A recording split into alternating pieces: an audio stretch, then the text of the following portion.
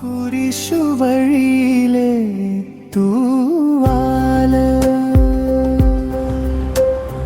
വലിയ നോയമ്പിൻ്റെ ഈ ദിവസങ്ങൾ തപസ്സിൻ്റെയും പ്രായശ്ചിത്തിൻ്റെയും ദിവസങ്ങളാണ്.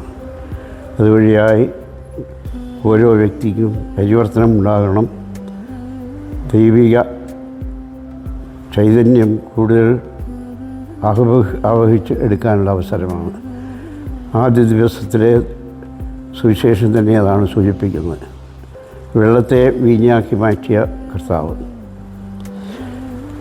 വെറും വിശുദ്ധജലം വീര്യമുള്ള വീഞ്ഞായി മാറി.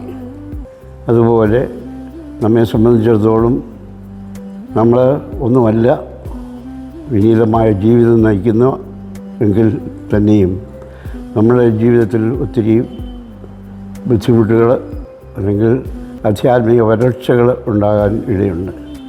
അതിനൊക്കെയും ഒരു വ്യതിയാനമുണ്ടാകുന്നതിന് ഈ നോയമ്പ് സഹായിക്കണം.